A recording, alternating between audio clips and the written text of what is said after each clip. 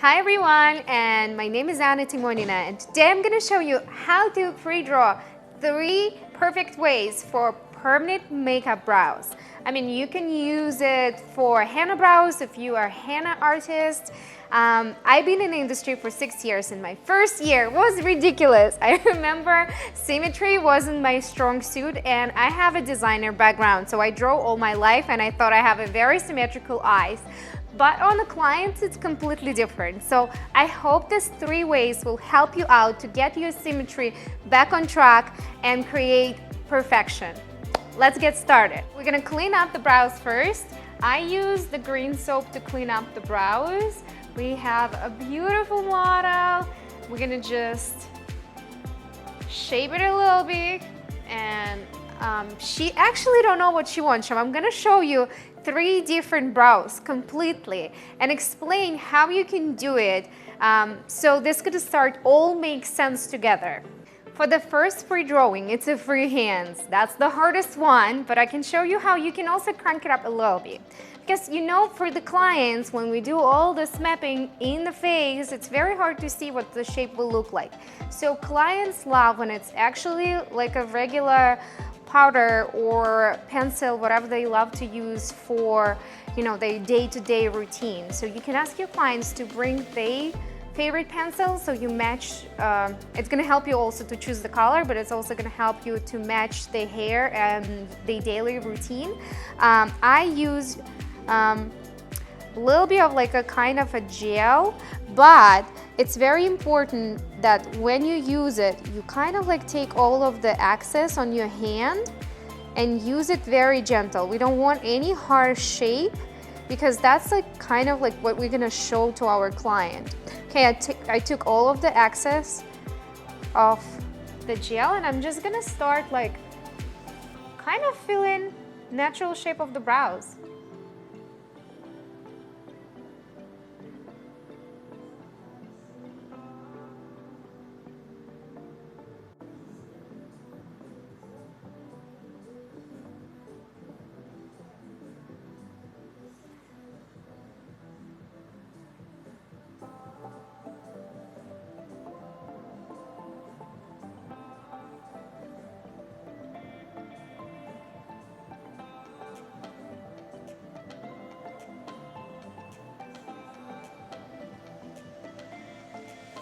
Try always to create like an ombre. You can take like a Q-tip or use your fingers to kind of like get the excess out.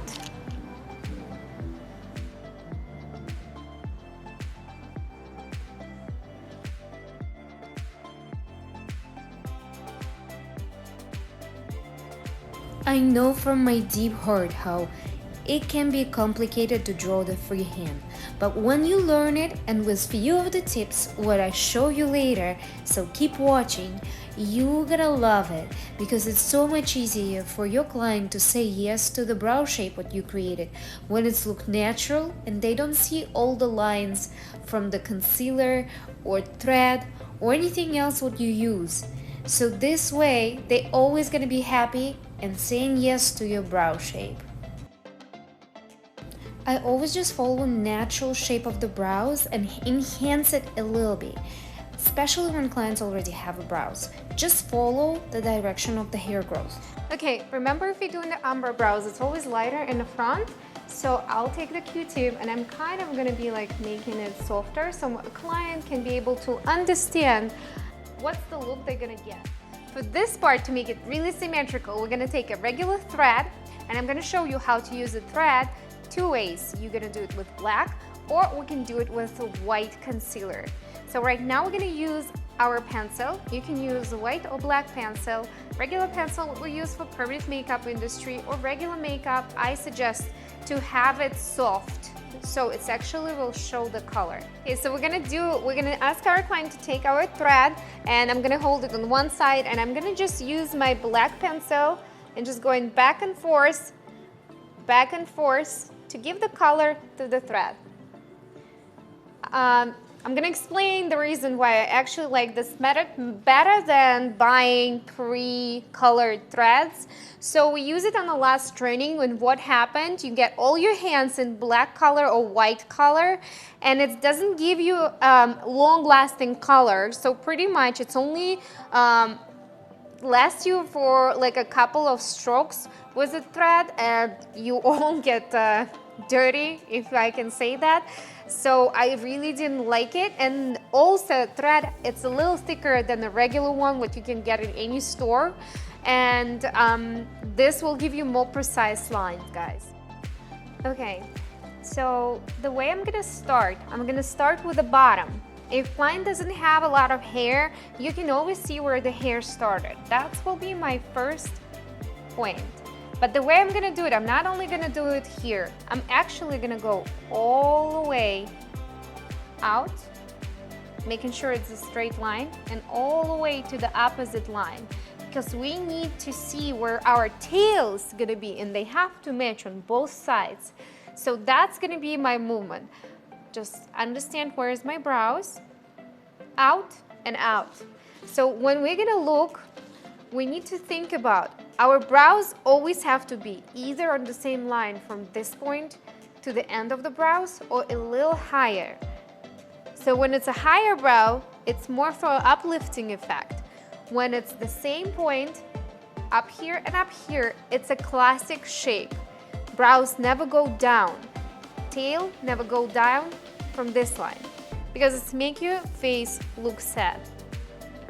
Okay, we can ask our client to make a surprise face. Make surprise for me. Ooh. Sometimes on a surprise face, when they're doing it, you can be able to see where's the raising point, so you can use it as a guideline for you. But I'm gonna show you a little more. Okay, so now we're gonna just have like a middle. If you're a beginner artist, you can always use the measuring tape.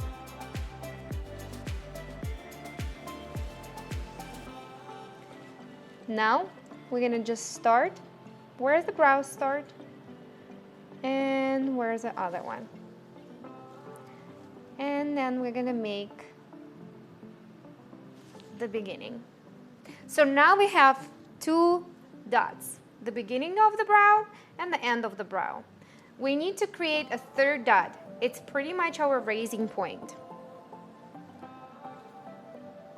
Usually the distance from the beginning to the raising point is 3 centimeters, meaning 30 millimeters, to 3.5 centimeters, meaning 35 millimeters. So approximately this will be my 3. And I can definitely see like it's literally there. The shape of the brows is already telling you what to do. I never create the same brows for every single client. My ideal brows, it's a brows that's gonna match a person's face. It's not about just create one shape on every single one, because we're all individuals. It's all about actually making the shape what client will love. Okay, so this, it's our top and the bottom. This is our third point, right in the middle. And then we're gonna do exactly the same thing on the opposite side. Again, you can use thread just like this and see where that point is, or you can take a measuring tape, or you can take actually the Q-tip if you don't have a measuring tape, and just technically take it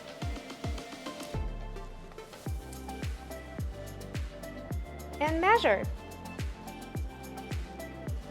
Use anything what you can have.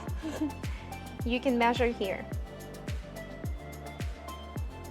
And then on the opposite side.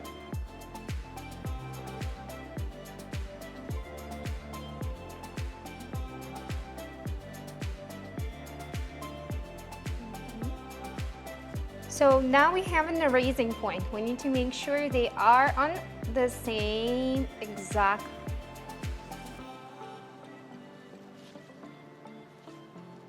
line. What I usually pay attention to is the, triangles. So what the brows is, it's a triangle and rectangular. Now we have a geometry, like literally everything is geometry. If you didn't like it in school, say yes to it now.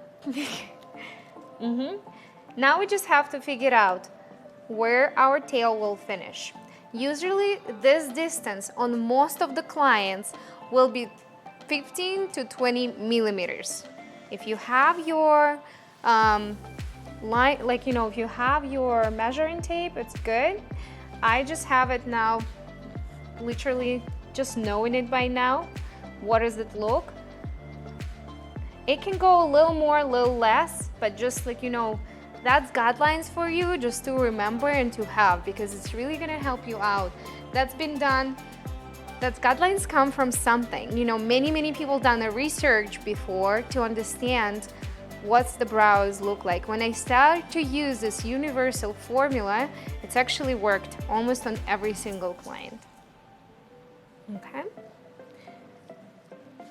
Again, you can take your Q-tip and then just knowing where to have the tail.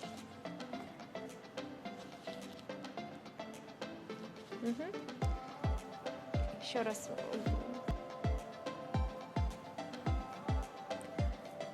Our client already naturally have her arch. We don't have to really think where to draw our arch. So all what I have to do is create literally straight line from this point to that point. Then we need to make sure that her arch is on exactly the same line. And then just mirror this line on the opposite side.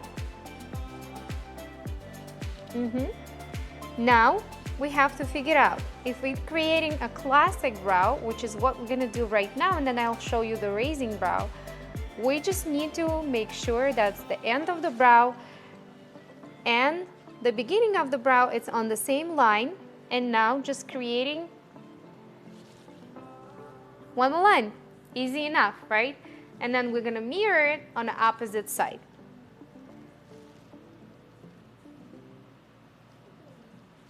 So now we do have exactly symmetrical bottom brow. It's literally in the beginning, before you create a softness, you need to create geometry. And then all what I need to do right now is take this bottom line. Either you take this distance from here to here and just making it parallel up here on top and then connect, or either you just create this line and make it parallel. As of right now, I'm not trying to make it thinner right here because I also, remember, need to create the softer arch on top.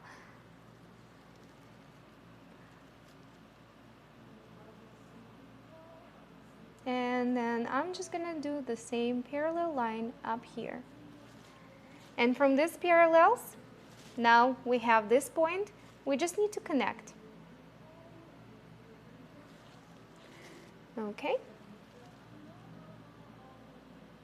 I'm just gonna move it here. Of course, if we show it to the client, I mean, she will be like, what the hell going on my face? Now we know it's symmetrical. So if we're gonna show this face to the client, and I'm gonna prove it to you, trust me, it's not like prepaid client. She really here to actually do her brows right now. So if I'm gonna show this face to her, she will be like not understanding. What are your feelings? I just don't know. You're having a plan. Like, do you understand the shape? Do you know what it's gonna look like? A little bit, yeah. I can see that you went higher up, but yeah. It's so pretty much you gotta like show your client what it's gonna look like in the end. You know it as an artist. they don't know. You did 100 brows before, 1,000 brows before, you know exactly how it's gonna look, but every single client's coming to you just because they want to fix their natural brows and they want to feel comfortable before they're gonna lay down under the tattoo.